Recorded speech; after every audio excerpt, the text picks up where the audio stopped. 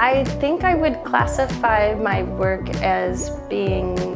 like visually powerful and pungent. You know, I really like strong color. I really like figurative work that's easily recognizable to a general public, but my hope is that there's this like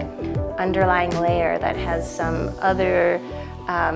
darker message potentially, that there is some moodiness to the content of the work. I'm using the human figure really quite literally by taking molds of my body.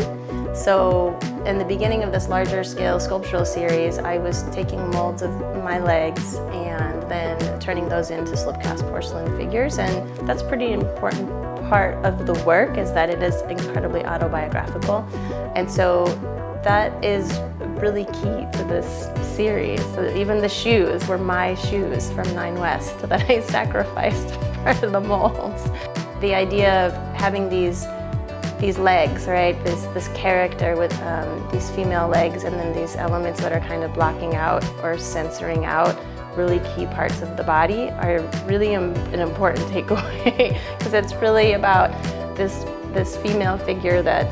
it looks powerful, but then she has no head and she has no arms oftentimes, and that there's this tension and there's this push and this pull between what can be beautiful and what can be powerless. I really hope that people kind of get a sense of narrative to the pieces. I hope that they get a sense of thread or connection between the individual works that really are talking about gender, that are talking about some of the issues that people, especially women, are going through in terms of their understanding of their own identity and their sense of self and their sense of place.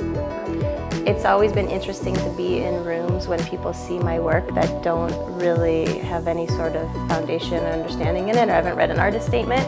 and the range of takeaways from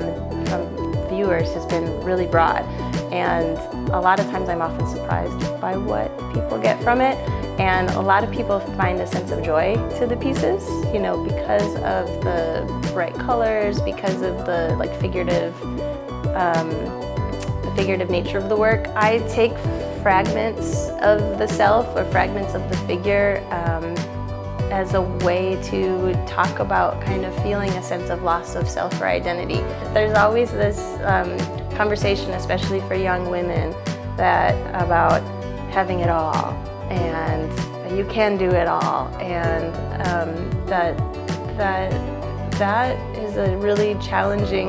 notion, and that it's a really doable notion, but that they have to know that it's a lot more complex and messy and murky than it's, I don't know how to say this, but yeah, that it's not as easy as it seems.